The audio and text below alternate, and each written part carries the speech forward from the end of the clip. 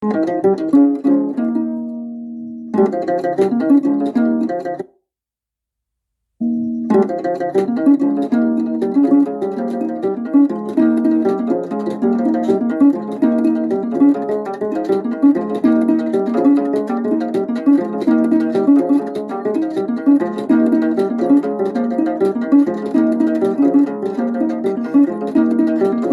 ami, mais il me faut bien payer mamé. Mon ami, mais il me faut bien payer mamé. Bakwani angebo mamo, bapini angebo mamo. Enya semines nyabeli mama.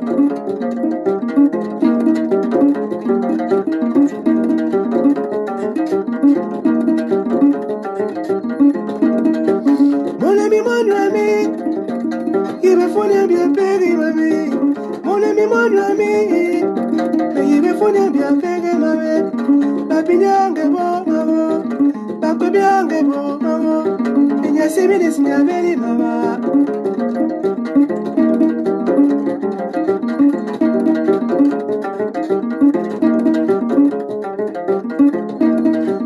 Bogalisa mobelo, sabati bonya bien pere mame. E bogalisa mobelo, sabati bonya bien pere mame. Ya soli nyabari mame, ya soli nyabwangi mame. Nyabagi monywami mama.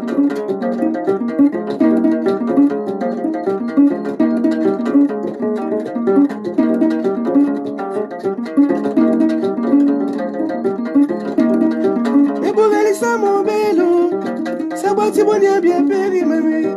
Bogalisa mobelo, sabati bonya bien pere mame. Ya soli nyabari mame, ya soli nyabari mame. Nyadegi monywami mama.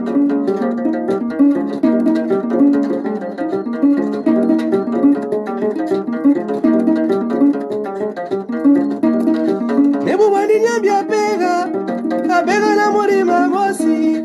Nebubandi nyambia pega, abega na murima bosi. Nyedengi monywemi mama, menyarundi monywemi mama. Nyasemi nyambia byo mamo.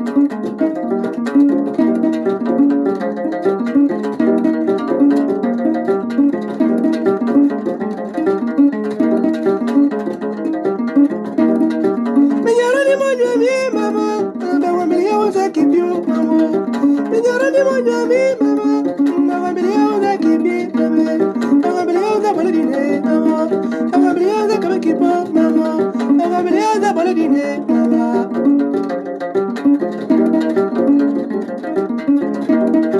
Menyabagi monywemi mama, bawambilia uzakibyo mama, bawambilia uzabaladino mama, bawambilia uzakabakipo mama, bawambilia uzakabakipe mama.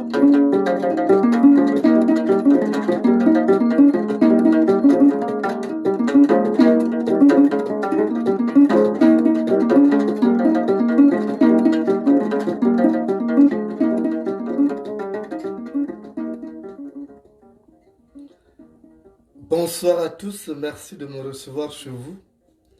Ce live s'adresse à tout le monde, aux pédégistes, aux opposants, aux personnes qui font pas la politique, aux Gabonais, aux étrangers, aux Africains en général. Parce que je constatais quelque chose chez nous en Afrique. On respecte plus ceux qui ont de l'argent, ceux qui ont du matériel, ceux qui ont quelque chose à vous donner. La société bâtie par nos ancêtres n'était pas celle-là que nous avons aujourd'hui. Où parfois un aîné est obligé de se prosterner devant un cadet. Où on est obligé d'appeler quelqu'un qui est parfois qui a l'âge de notre fils. On va l'appeler Ya Noureddin, Ya Nono. Et tout ça parce que ceux qui ont un peu d'argent négligent ceux qui n'en ont pas. Ne jamais négliger une personne parce qu'elle est pauvre. Parce que la situation d'aujourd'hui peut évoluer demain. La vie est pleine d'imprévus. C'est un long voyage sur un terrain montagneux où il y a plein d'imprévus. On le constate aujourd'hui dans notre société qui devient très mercantile. Même les femmes négligent des hommes parce que ces hommes-là ne sont pas riches. Des hommes aussi négligent des femmes parce que ces femmes-là ne sont pas riches. Mais est-ce que vous savez de quoi sera fait demain? On m'a raconté une histoire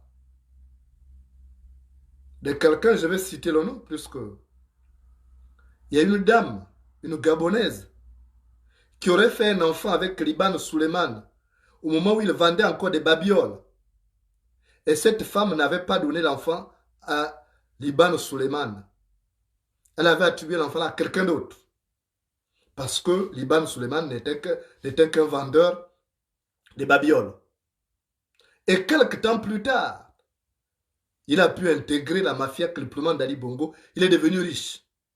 Et cette femme est allée au bureau de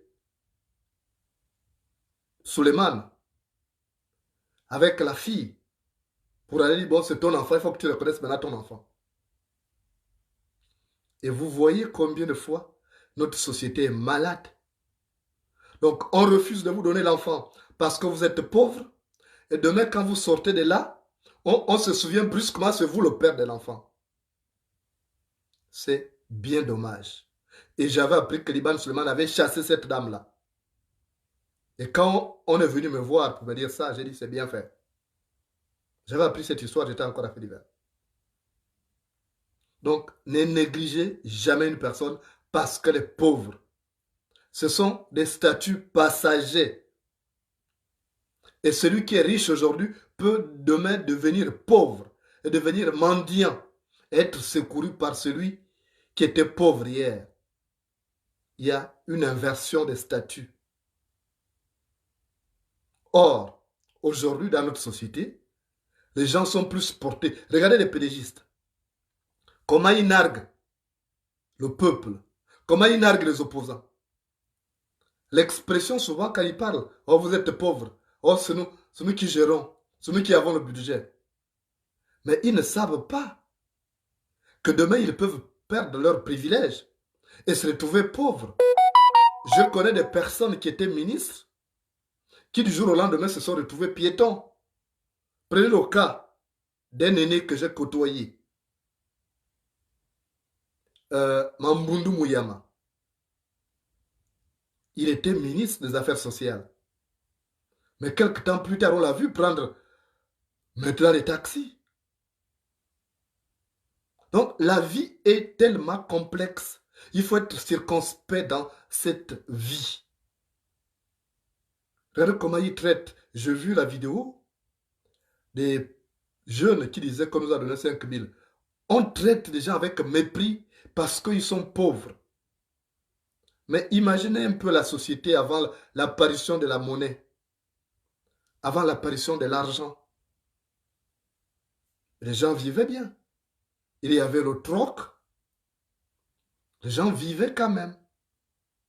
Il n'y avait pas encore l'argent. Comment notre valeur peut être seulement d'ordre monétaire aujourd'hui?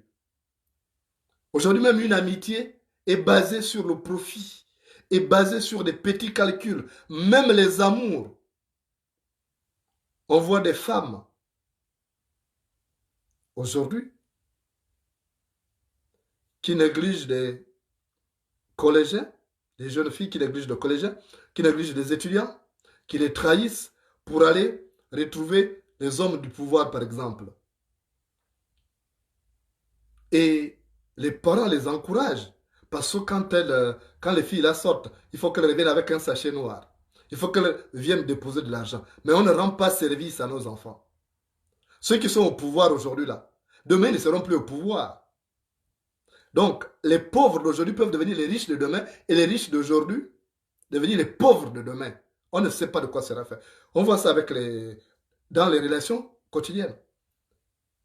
Il y a des femmes qui ne respectent des hommes. Quand vous avez l'argent, Quand vous avez l'argent, vous allez rendre soumise même la femme la plus rebelle du monde. Quand vous avez de l'argent, même la femme la plus rebelle devient soumise. Et l'appellation doit obéir au statut financier de l'homme. Elle va vous appeler chérie. Elle va appeler mon chou. Mais quand on n'a pas d'argent, elle t'appelle par ton prénom. C'est Jonas, hein? C'est Patrick, c'est André. Donc même l'amour, la densité de l'amour dépend de la densité de la poche de l'homme. Comme c'est bien dommage. C'est bien dommage. On ne sait pas de quoi sera fait demain. Quand je vois les pédégistes jouer avec l'argent du contribuable aujourd'hui, narguer les autres, sachant que demain ils ne seront plus là, c'est bien dangereux. Parce que nous sommes en train de construire un Gabon de rancœur. La personne que vous négligez aujourd'hui peut être votre sauveur. On dit au village que l'arbuste que tu négliges aujourd'hui peut te servir de corde demain. L'arbuste que tu négliges aujourd'hui peut te servir de corde demain. Donc, nous sommes dans cette société et les gens sont contents et on écoute les gens. Je vois sur Facebook, on cherche l'argent. Moi, je cherche l'argent. Mais qui vous a dit que l'argent fait le bonheur? Vous savez tout ce que ces gens-là sont? Vous savez ce que ça vous coûte? Je parlais à une fille qui m'a consulté sur un sujet donné. Je dis, vous savez comment ces hommes qui sont haut placés, quand ils vous remettent beaucoup d'argent, c'est en échange de quoi? Posez-vous d'abord des questions. Quand ils vous donnent beaucoup d'argent, c'est en échange de quoi? Parce que quand on pousse loin la réflexion, on se rend compte que ces filles servent des carburants. Elles servent d'énergie pour faire fonctionner leur statut. Et quand vous allez dans une station pour prendre du carburant, vous ne prenez pas du carburant gratuitement. Donc vous donnez une certaine somme. Et c'est la même chose qu'on fait avec ces filles-là, les gens qui sont dans les loges maçonniques là, pervertis en Afrique.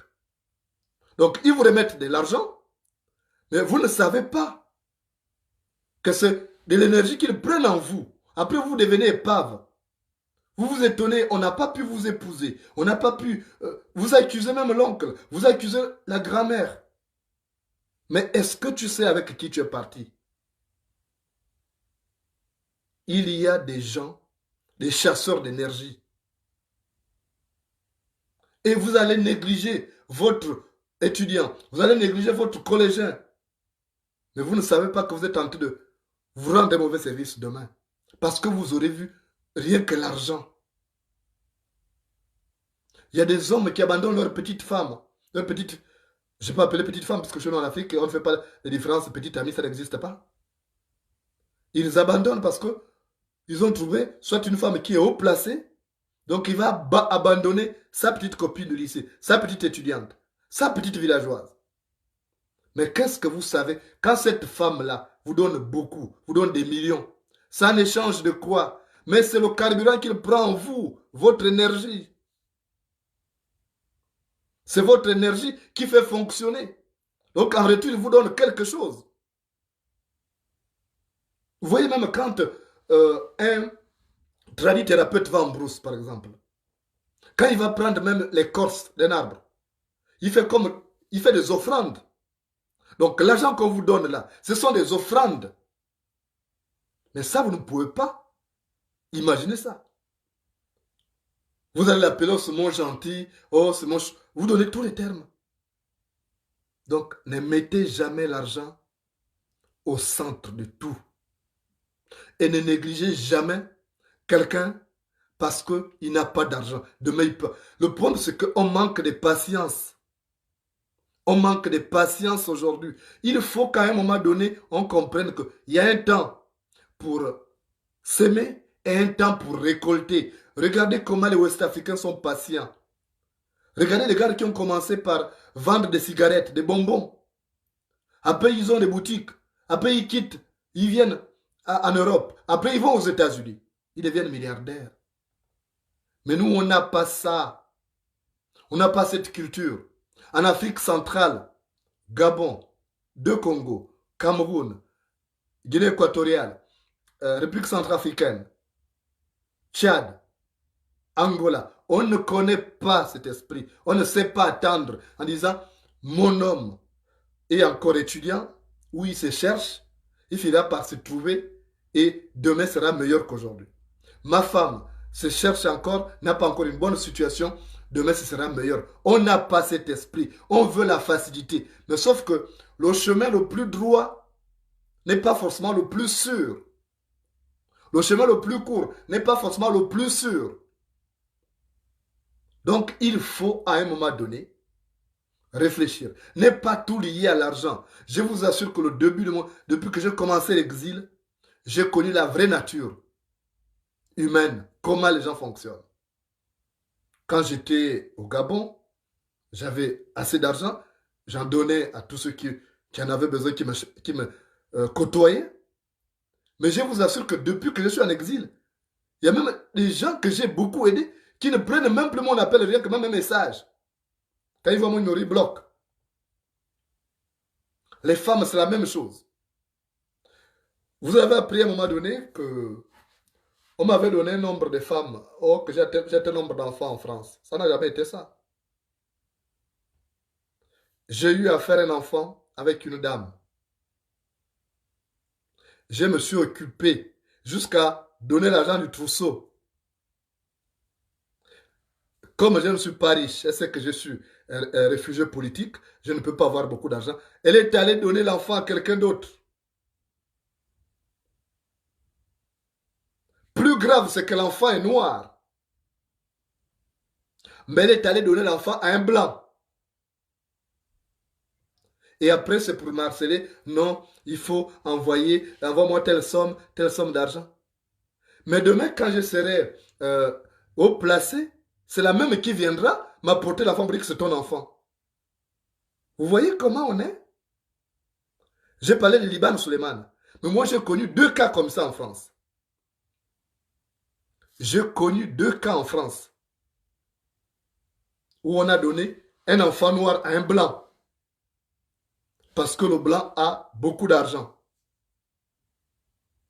Comment voulez-vous que notre société avance quand notre seule valeur est d'ordre monétaire, quand on n'a plus aucune valeur humaine, quand on juge de l'importance d'une personne à travers la densité de sa poche ou de la quantité de billets qui se trouvent dans sa poche. Donc voilà notre Afrique d'aujourd'hui. Notre Afrique d'aujourd'hui. Je vous le répète, ne négligez jamais quelqu'un parce qu'il est pauvre aujourd'hui. Vous connaissez l'histoire d'Étofis. Étofis a commencé, il n'était rien quand il a commencé. Il était avec sa femme là. La femme l'a aimé.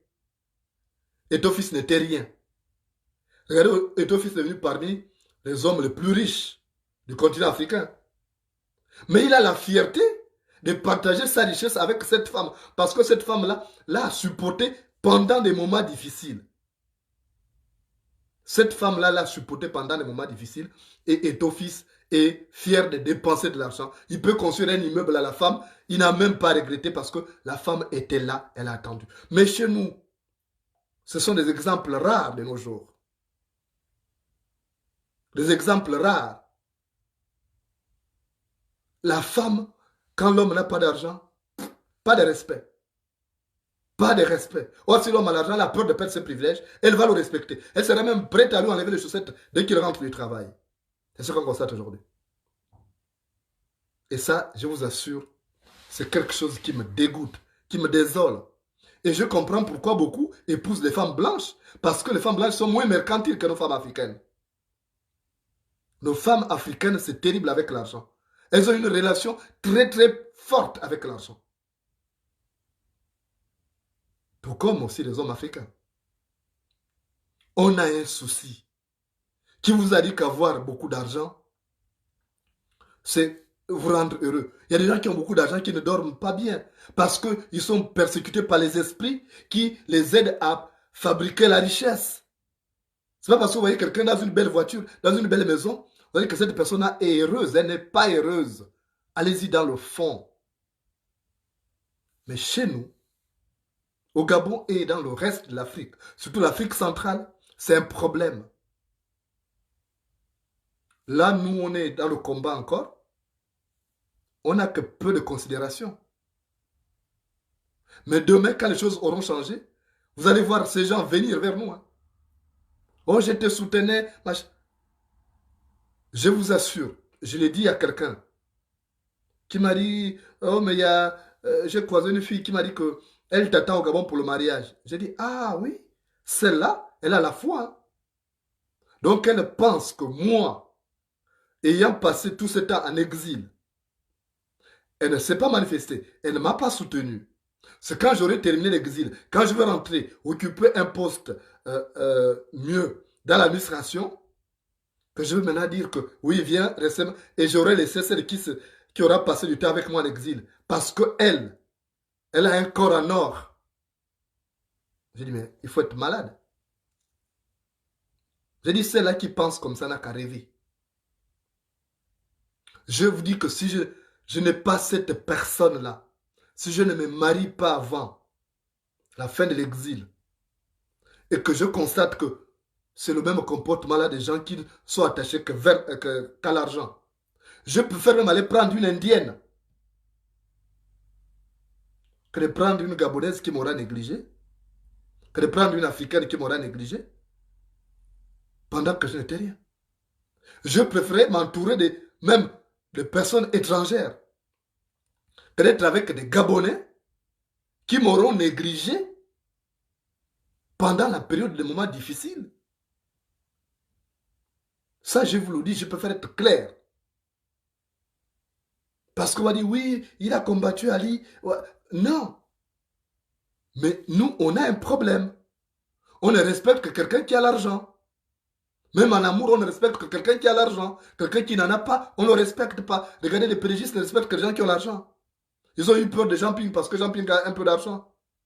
Mais les autres opposants, regardez le cas de Luc Bengonsi.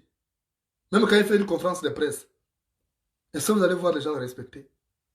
Mais c'est quoi cet esprit? Regardez les parents. Dès que vous avez un poste, tous se souviennent. Ils viennent même vous parler des liens des clans. Quelqu'un vient à dire, oui, je suis ton frère, je suis Boupeti, comme moi je suis Boupeti, le clan maternel, je suis Moussanda, donc Bayema du clan paternel. Maintenant vous allez voir quelqu'un, oui, je suis ton parent. Mais quand j'étais dans des moments difficiles, est-ce que tu t'es même manifesté pour demander de mes nouvelles, pour prendre de mes nouvelles? Quand j'étais en exil, est-ce que tu étais là? C'est pourquoi vous voyez quand les gens sortent, soit de la prison ou de l'exil, ils changent.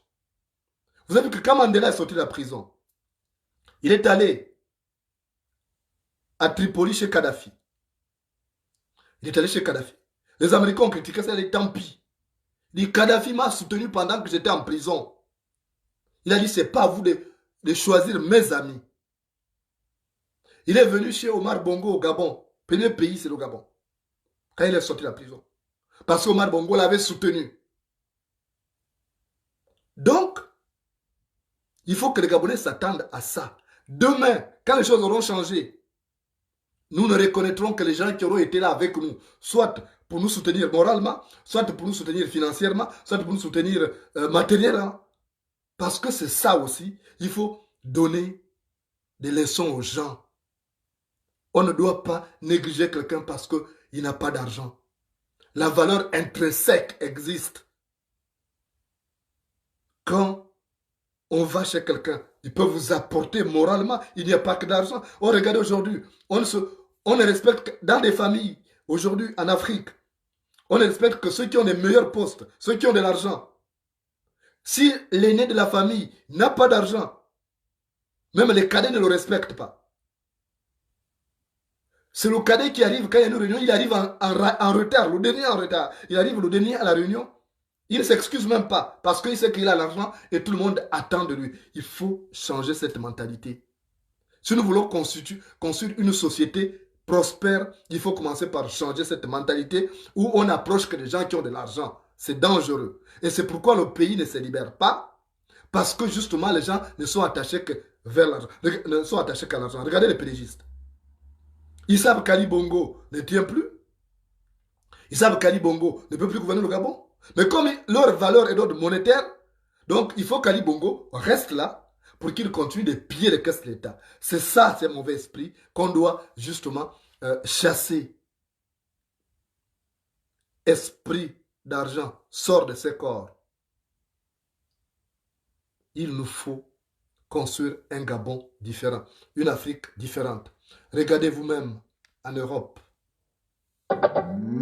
Ceux qui vivent en Europe, regardez comment, par exemple, quand vous abordez une femme blanche, quand vous l'abordez, même si vous avez une grosse voiture, ce n'est pas ça son problème. Mais chez nous, on regarde d'abord l'homme, quelle est la nature de la voiture qu'il a. On regarde même sa chaussure.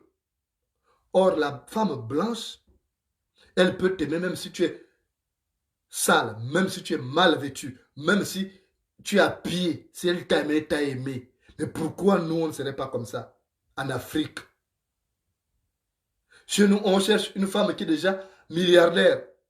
Donc, on va abandonner celle qui n'a pas encore d'argent. Mais vous pouvez fabriquer la richesse ensemble. La richesse se construit, ça se fabrique ensemble. Pourquoi on n'arrive pas à avoir cet esprit? Et tant qu'on aura comme seule valeur l'argent, beaucoup de choses seront faussées. On ne pourra jamais réussir. Beaucoup de femmes manquent de bons maris parce qu'elles cherchent ceux qui sont friqués. Beaucoup de femmes aussi, beaucoup d'hommes passent à côté de bonnes épouses parce qu'ils ont des rêves démesurés. Ils se disent qu'il faut que la femme ait le même salaire que moi ou il faut qu'elle soit riche. Et ça fait que beaucoup restent comme ça toute une vie. Ils passent à côté du bonheur parce qu'ils ont mis l'argent en avant.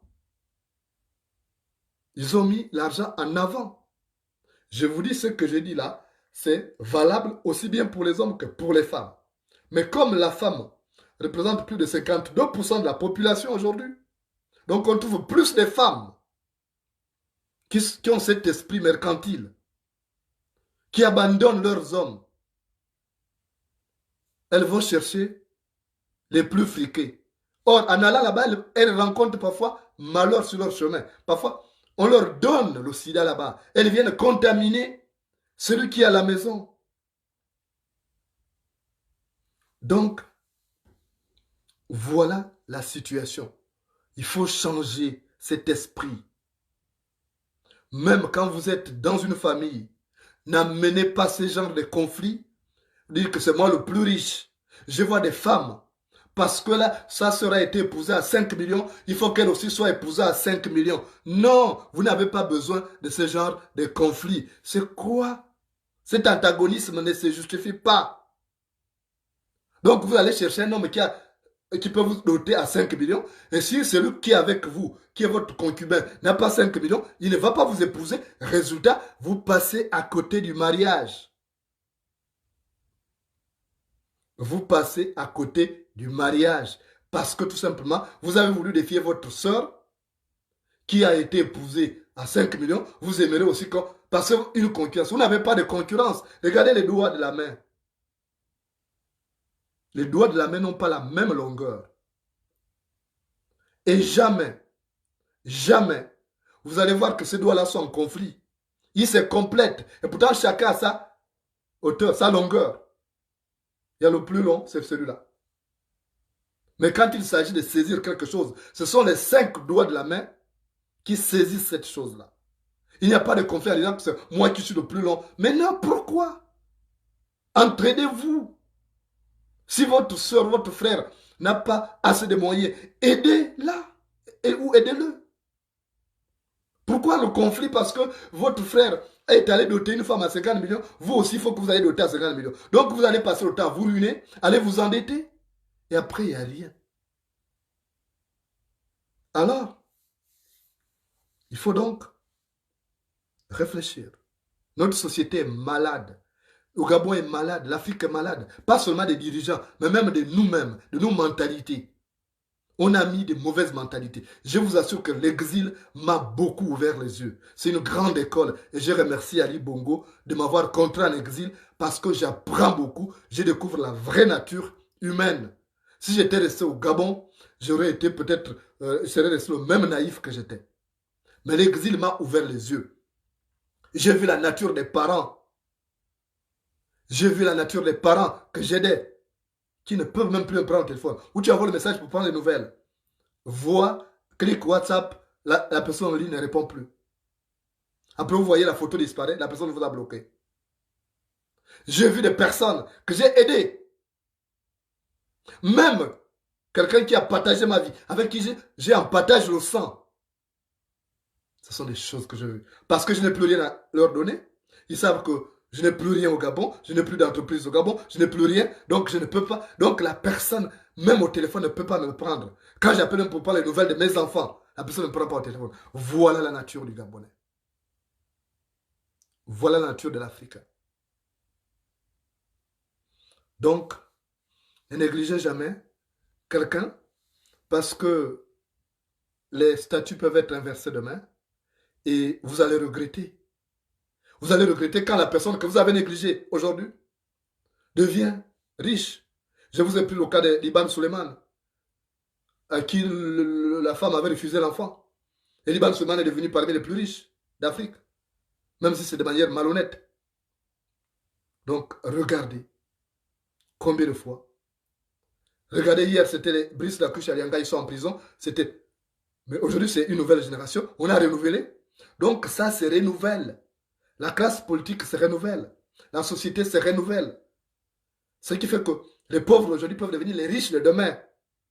Et comme on ne sait pas de quoi sera fait demain, comme l'inconnu est un mystère, il faut être circonspect. Il faut être circonspect pour éviter des surprises. Parce que pour un homme qui aura été abandonné par une femme pendant la période des Dèches Noires, même si la femme revient, je ne vois pas. Et comment cet homme va encore faire confiance à cette femme-là? Non. Moi, non. Et c'est ce qu'on constate aujourd'hui. Je voudrais rendre hommage à ces filles qui acceptent leur mari dans la dèche noire, qui supportent, rendre hommage aux femmes comme la femme d'Étofis. C'est l'une des rares africaines. Je voulais rendre vraiment hommage. Si vous voyez cette dame-là, dites-lui qu'il y a un citoyen africain, un panafricain, qui vous rend hommage parce qu'elle a été là, Étofis, je vis les photos, il était encore sale et tout, mais elle a cru en lui. Elle a cru en lui. Et les rêves, c'est comme ça. Vous n'allez pas s'aimer aujourd'hui et planter. Il y a un petit temps. Le temps de la moisson arrive après. Si tu sais attendre, tu en profiteras. Comme j'ai l'habitude de vous le dire, c'est celui qui attend longtemps au bord du puits qui trouve le seau à puiser. Celui qui attend longtemps au bord du puits finit par trouver un seau à puiser. Ne négligez pas les pauvres d'aujourd'hui. Parce que demain, ça va être compliqué. Ça va être compliqué. Vous ne savez pas, la roue de l'histoire va tourner. Et c'est la même personne que vous aurez négligée là, qui va peut-être vous secourir demain. Moi, j'ai eu beaucoup de trahisons, je vous assure. Beaucoup de trahisons, que ce soit au Gabon, ou en Europe, ou dans d'autres pays. Les gens m'ont trahi. Et ceux qui trahissent souvent, c'est parfois ceux à qui on fait plus confiance. Ceux à qui on donne même, on se tracasse quand ils sont en difficulté. J'ai connu ça ici. J'ai connu le moment où je suis malade, même pas un coup de fil. Les gens qui prétendent m'aimer, même pas un coup de fil, sachant que je suis malade. C'est parfois des gens avec qui je n'ai aucun lien, qui ne m'ont même jamais rencontré, qui m'appelaient. J'ai eu ça ici. J'ai dit, ouais, j'ai découvert la vraie nature humaine. Moi, le conseil que je peux vous donner, c'est ne jamais négliger une personne parce qu'elle est pauvre. La pauvreté n'est pas une fatalité. La pauvreté ne peut peut-être être qu'une étape préparatoire à la richesse. Ne négligez pas votre frère, ne négligez pas votre soeur, ne négligez pas votre ami parce que cette personne est dans la situation de pauvreté. Parce que demain, vous pouvez croiser les mains sur la tête. Il faut toujours avoir à l'esprit que les avantages que nous avons aujourd'hui, on peut les perdre demain et puis après, on va regretter. Il faut toujours avoir ça en tête. Que nos richesses d'aujourd'hui peuvent disparaître demain. Il peut y avoir un événement qui peut subvenir et puis vous allez vous retrouver dans la dèche noire. J'ai connu des gens qui sont en exil aujourd'hui, qui étaient ministres, qui ont tout perdu. Ils sont maintenant en exil. Or, hier, ils négligeaient les autres. On se trouve, nous tous, dans la même barque, et déshérités. Et parfois, je rigole. Parce que quand la pluie te mouille, les crapauds se comparent à toi. Quand la pluie te mouille, les crapauds se comparent à toi. Nous sommes tous maintenant en exil. Il y a ceux qui narguaient les autres avec l'argent qu'ils avaient. Ils étaient les autres des pauvres. Mais nous nous retrouvons aujourd'hui maintenant ensemble en exil. Donc ne négligez jamais quelqu'un parce qu'il est pauvre. Non. Demain ça peut changer. Et un bienfait n'est jamais perdu. Un bienfait n'est jamais perdu. À un moment ou à un autre, la personne se souviendra, même rien que par dette morale, en disant, ah, non, quand j'ai eu des moments difficiles, j'ai traversé ça. Regardez les Gabonais qui sont en Ukraine, là, ils sont bloqués. Ils ont besoin de nous. C'est là où on a besoin des gens. Quand on est en difficulté, c'est là où on a besoin de nôtres. Donc, ne pas narguer, oh, c'est un pauvre type. Je vois les pédagistes là, vous êtes des pauvres types, vous avez quoi? Vous n'avez rien. Mais la personnalité, ce n'est pas forcément l'argent, ce n'est pas forcément le matériel. Il y a la valeur intrinsèque, c'est ça. La personnalité de la personne. Et votre petit frère peut devenir riche, n'ayez pas de complexe. Votre petite soeur peut devenir plus riche que vous, n'ayez pas de complexe. Complétez-vous. Ne créez pas un antagonisme qui ne se justifie pas. Ne méprisez jamais votre proche, votre ami, votre mari, votre femme qui n'a pas d'argent aujourd'hui parce que demain, la personne peut en avoir. C'est ça la réalité. Mais ça, vous n'avez pas compris ça. Quand vous aurez compris ça, vous allez voir que les choses sont simples. Quand vous aurez compris que la vie est spirituelle, vous aurez compris. Quand vous aurez compris qu'on ne va pas vers une personne uniquement parce que la personne a beaucoup d'argent, alors là, la vie sera simple. Vous allez voir que tout va baigner dans lui, comme dans l'huile. Quand vous n'allez pas être complexé, en disant parce que je n'ai pas d'argent, j'ai honte, j'ai ceci. Moi, je n'ai pas honte de dire aux gens que je n'ai pas d'argent. Je n'ai pas honte. Pourquoi s'inventer une vie virtuelle? Non, on ne doit pas s'inventer une vie virtuelle. Quand tu n'en as pas, tu n'en as pas. Parce que, à beau mentir là, tu dis que je suis riche alors que tu n'es pas. Tu t'inventes une vie virtuelle sur Facebook en disant que je suis riche, alors qu'en réalité tu souffres. Mais toi-même, tu te mens toi-même. Tu ne mens pas aux autres parce qu'au fond de toi, tu sais que tu souffres. Donc, maintenant, quand tu en as, ne nargue pas les autres. Parce que demain, tu peux être dans la pauvreté extrême et ce sont les gens-là qui vont pouvoir te sauver demain. Voilà comment est la vie.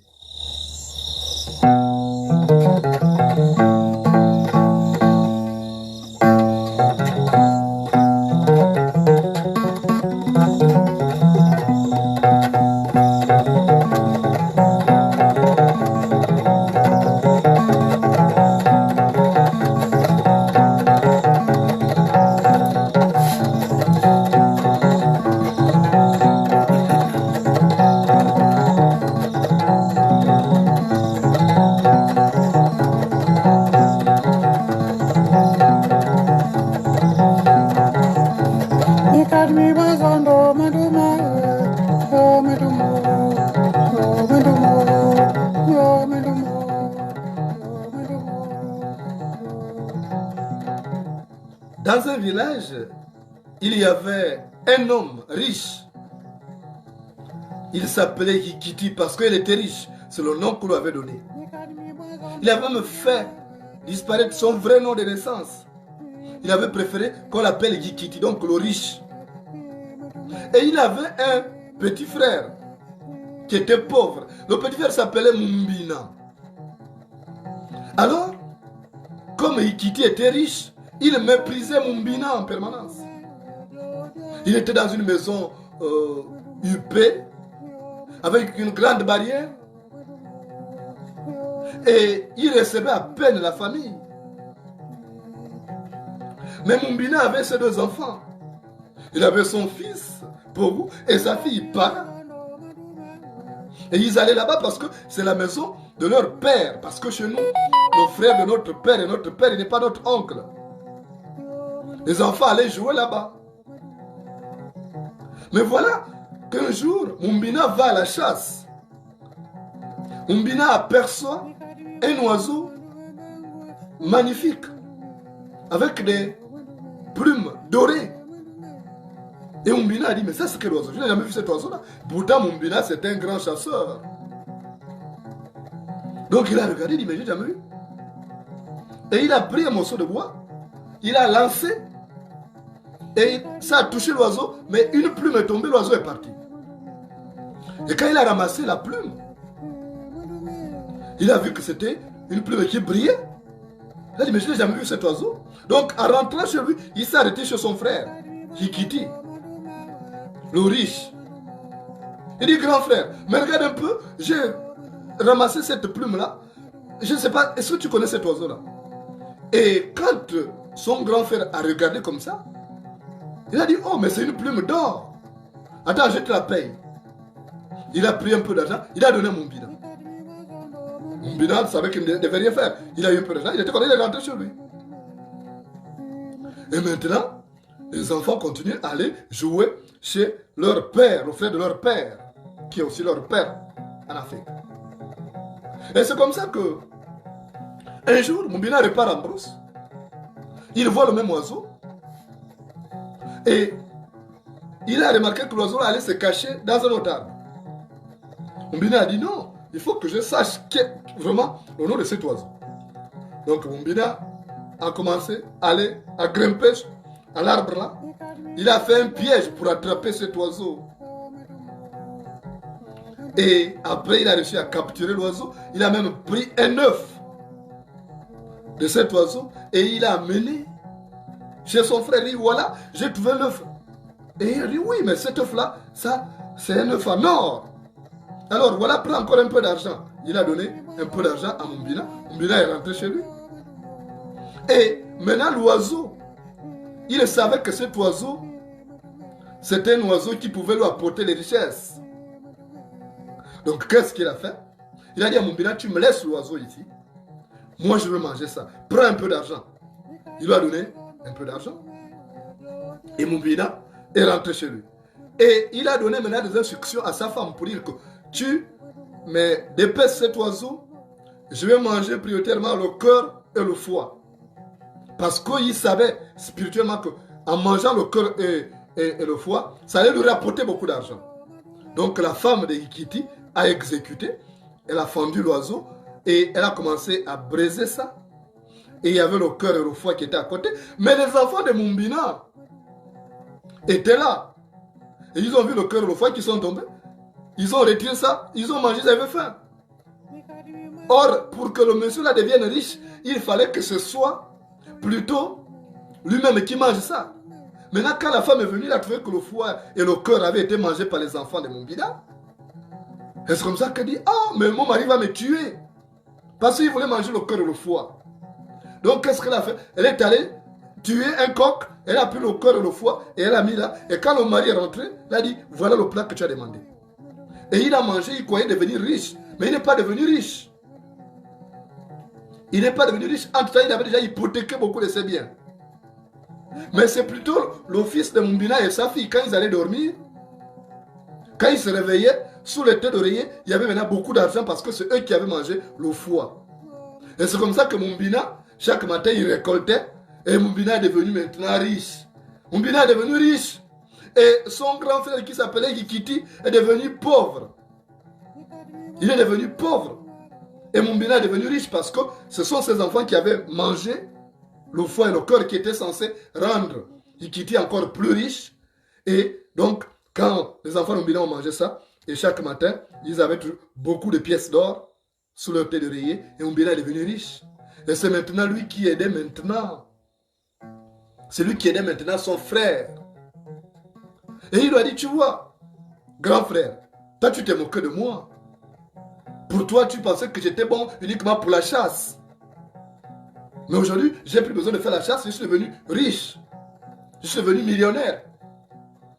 Mais tu es mon grand frère, ce n'est pas un problème. Si moi j'ai gagné, c'est que tu as gagné. Je ne pourrai jamais venir te salir le nom parce que tu es en situation de pauvreté, parce que tu manques à manger. Moi, je te donnerai toujours ça. Tu es mon frère, tu es une partie de moi. Mais je ne vais jamais me moquer de toi parce que tu es pauvre. Parce que parfois, ce n'est qu'un statut provisoire. Et Moumbina a fait preuve de sagesse. Et celui qui était devenu pauvre dépendait maintenant de lui. Et il a donné une grande leçon de vie. Donc la pauvreté n'est pas une fatalité.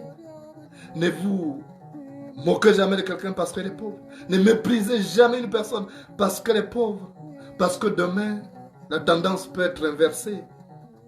Parce que la vie est comme ça.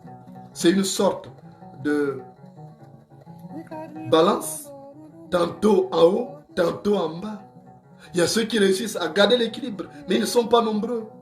Parce qu'on arrive à perdre parfois nos privilèges. On arrive parfois à tomber de notre piédestal, comme le frère de Moumbina, qui était devenu maintenant dépendant de son frère qu'il narguait et qu'il avait relégué aux dernières tâches.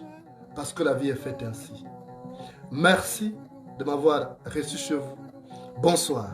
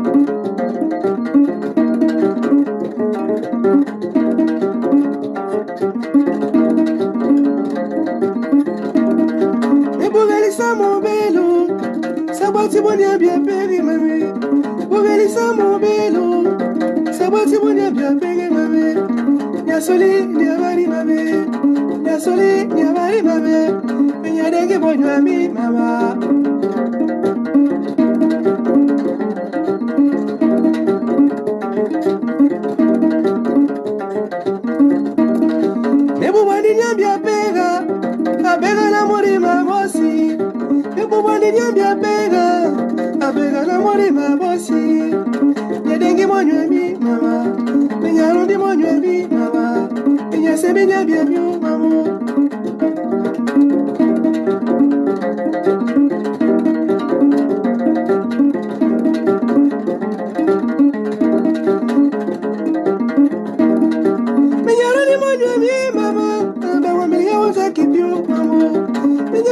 Mama,